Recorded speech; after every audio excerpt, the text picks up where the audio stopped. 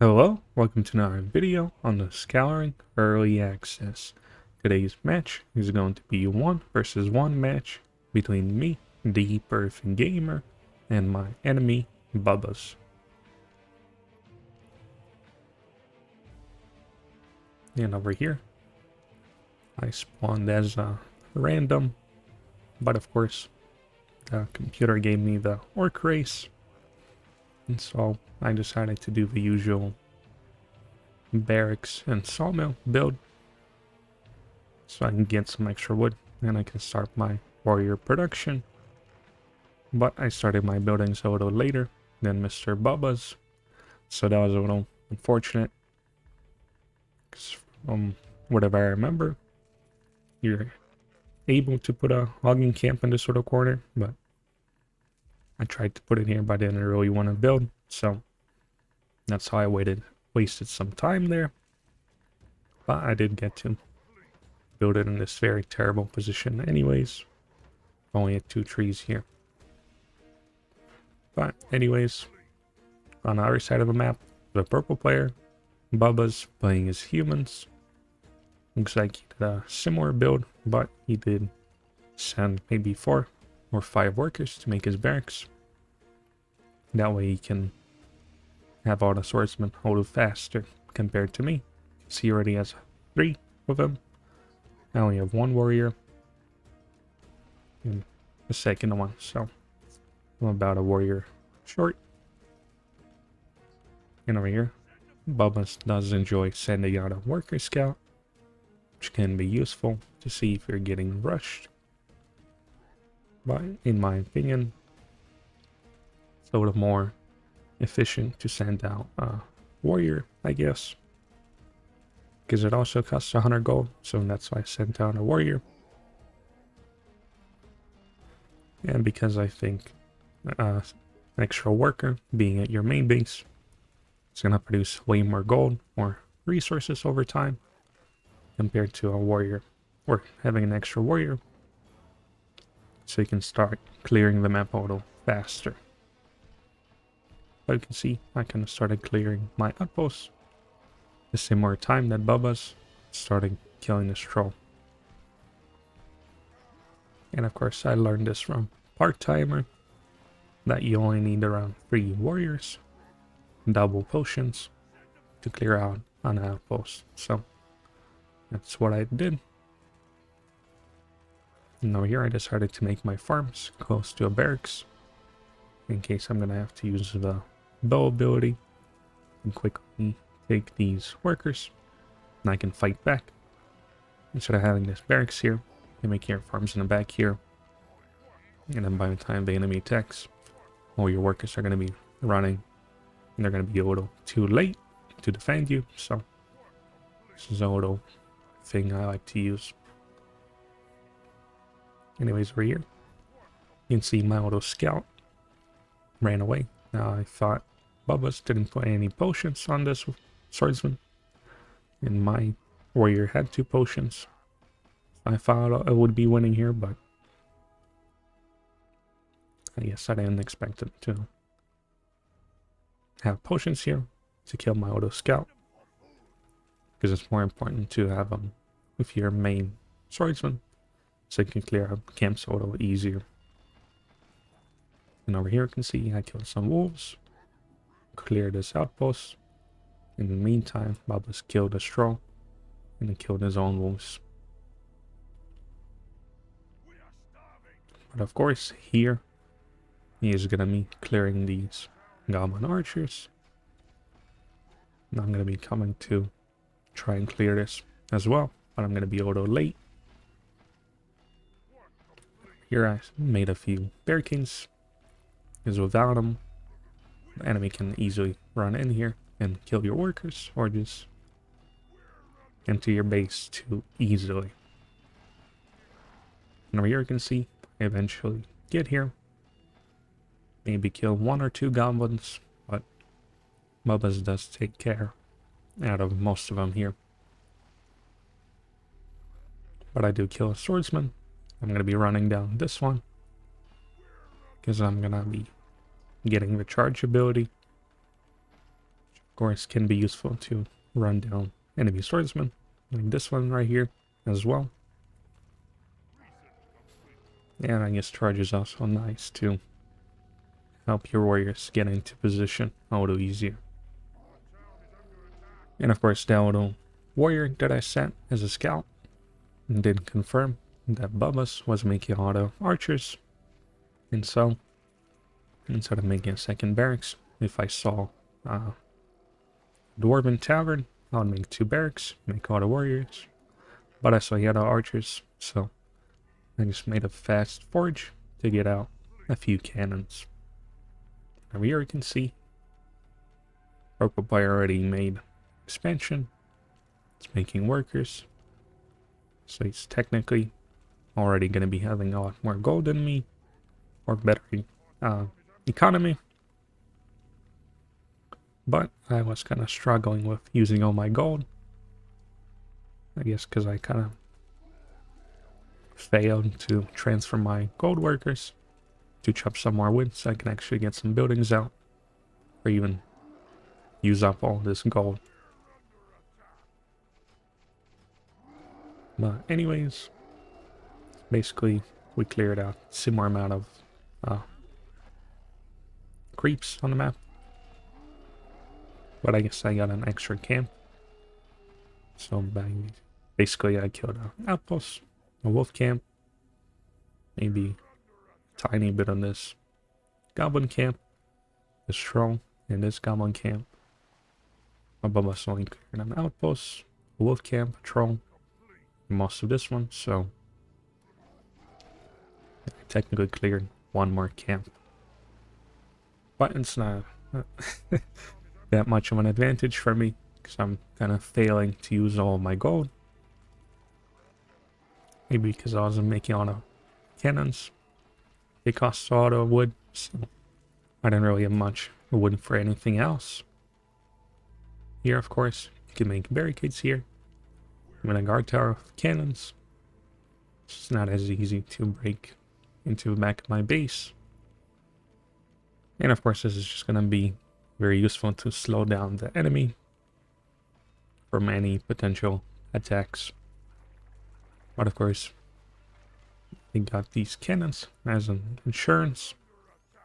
So I'm not going to be, I guess, dying to a random roto rush. But of course, Bubba's also had a bit of insurance and bought a few cannons himself, because he didn't really know if I'm going to be making wyverns. And of course, having 1 or 2 cannons, make your expansions, is going to take care of any handful of wyverns. Here, I remembered that there's an actual wolf camp at each corner of a map, so I did even kill this wolf camp as well. But I think on the top here, Bubba's maybe forgot or didn't realize there is also more wolves in this corner. Anyways, I just have auto warriors. Made a few guard towers, cannons. This is a big pain in the ass to attack into. So you're gonna need to send auto warriors to stop these cannons. But even then, you can just manually control your cannons and tell them to keep on firing anyways. So it's a very hard position to break. And here, thanks to this outpost, I saw the enemy army here. Got some extra potion crates in case he actually wanted to fight. But here I think he saw these 2 other cannons defending my flank. And so there's really nothing to catch here. And of course, only now I started the shield ability, when I guess, needed most, instead of a bit earlier.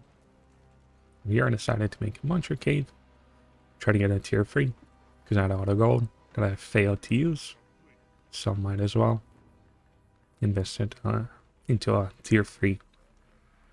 Making some farms, made another logging camp in this great position where I can actually chop some wood compared to this terrible placement. In the meantime, Bubba's is a tier 2, an extra cannon. And now he starts making some dwarves with a dwarven tavern.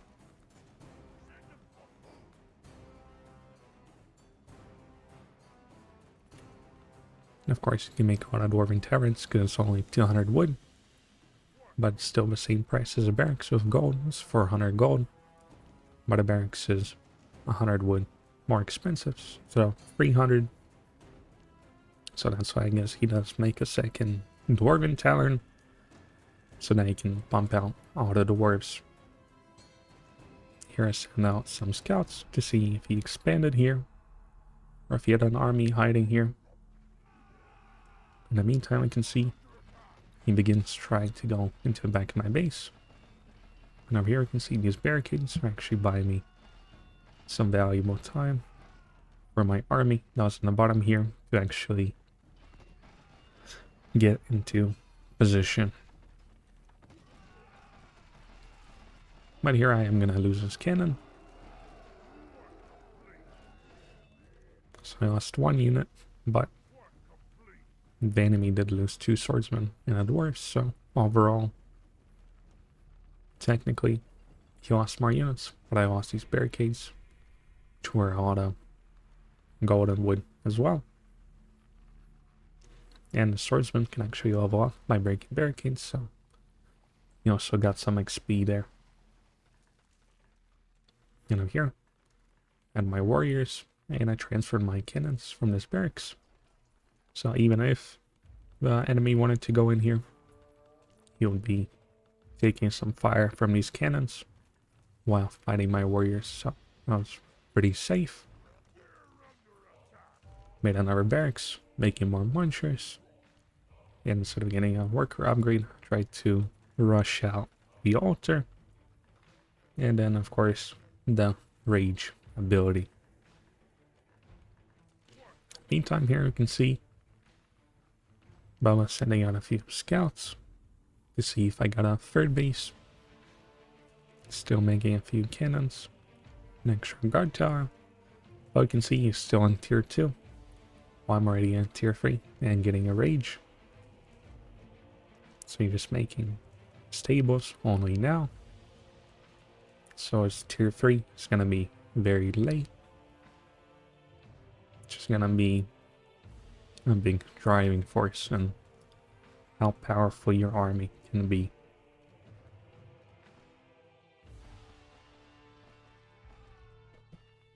And over here I can see he tried to check if I had a third base, and so I guess I had a similar idea, so I sent down a single warrior to check if he has a third base himself.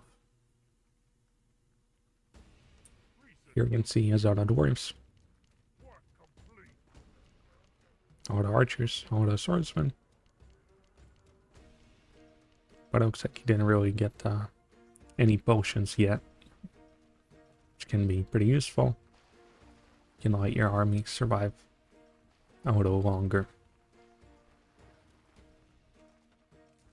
So over here, I did make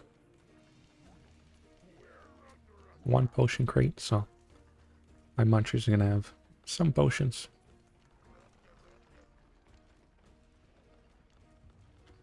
Already have a rage, the warriors, all the potions on them. And I decided to maybe see if his big army is still down here,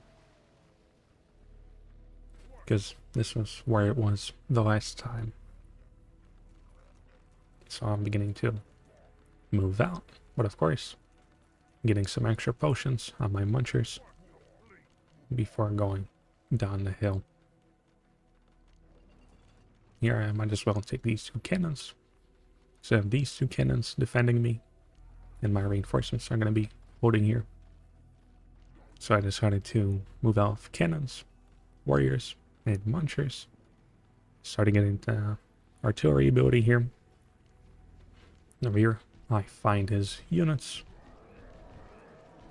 And so I begin running down the hill to try and catch his army, because it's more useful to fight it out in the field instead of in his base. Here you can see instead of throwing away my munchers, I just send in my warriors to the front, and I buff them with a rage. So they're going to be winning here eventually. On top of also having potions, and my enemy doesn't have any potions. Here I crunch this flank here, my munchers, and then I just decide to run down the rest of this army.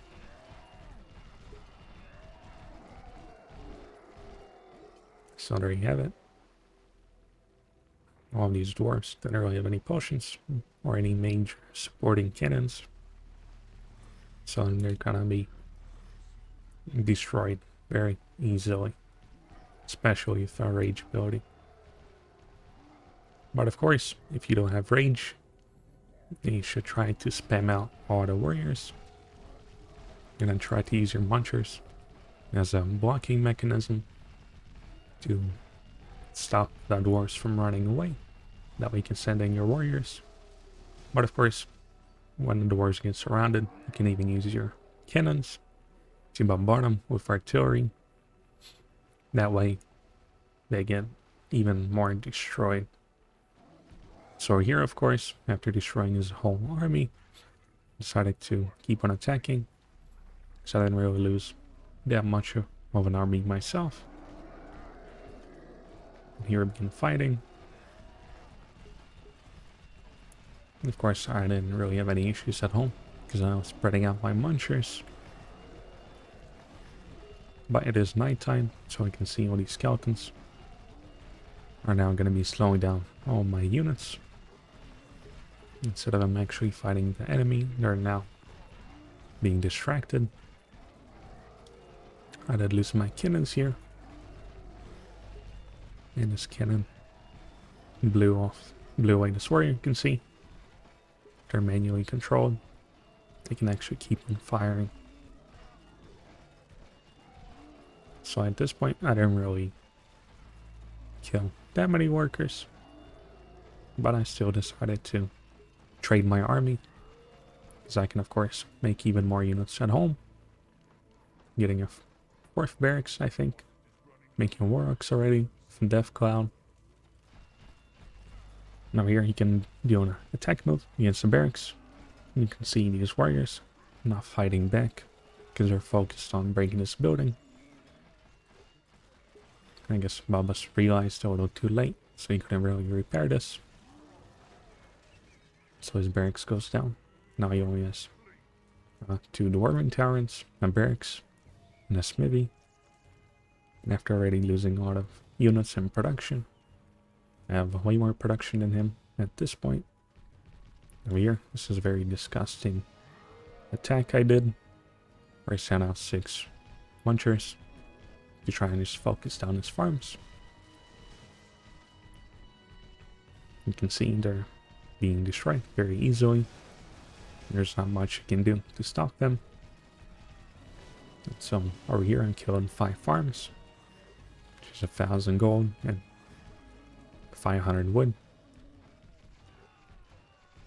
It's going to be very difficult to replace, but I did lose a similar amount, maybe 1,000 gold and 200 wood with all these dead munchers.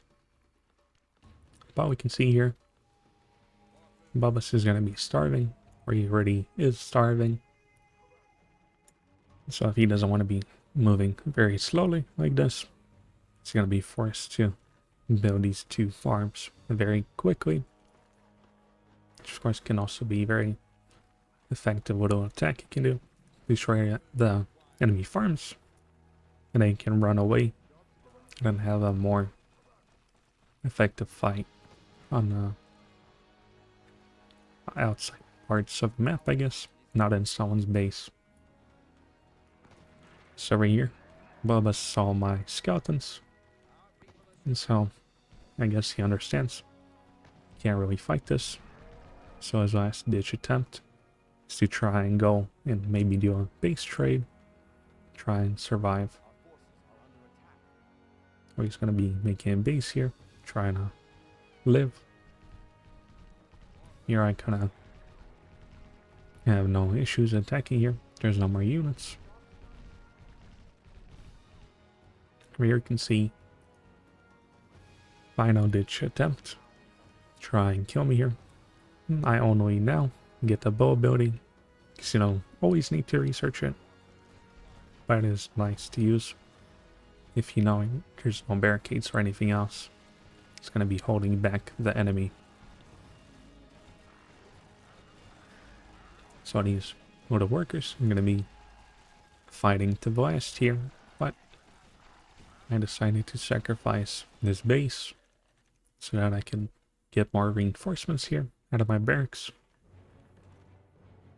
And of course I did remember I had all the munchers here, so I did send them back, try and crush the enemy in my main base. In the meantime, of course, there's a little few dwarves left to try and defend this final base. Or I guess there's this base as well, but this is where all the infrastructure is at. And so, there's no more military left. And this is the final little fight. You can see my hordes of munchers are coming to take out the enemy. But of course, on top of that, a few warlocks are going to be poisoning his army. And with all these angry munchers and poison, the enemy eventually loses the rest of his army. So there you have it. Let's see the results.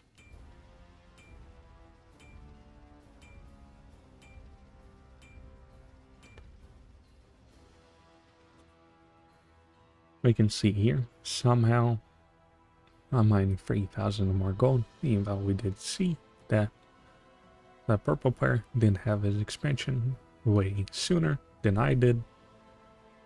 So that's sort of surprising. Here we can see he had more units trained, but most of my units trained were munchers. And basically each muncher is roughly 2 swordsmen. So he had more archers and swordsmen here, so that's why he had more units overall. And here, because I was kind of hurtling in my base, thanks to cannons and warriors defending me long enough, I didn't really have to go out on the map to try and deny anything, any bases or any map control, I guess. So I was able to use all my extra gold that I failed to use to actually invest it into a pretty fast tier 3. And of course, if your munchers have rage, then the dwarves are not going to really stand much of a chance. Anyways, if you liked the video, you can leave a like, leave a comment. If you want to see more videos on the Scouring Early Access, then you can subscribe. Thanks for watching, and goodbye.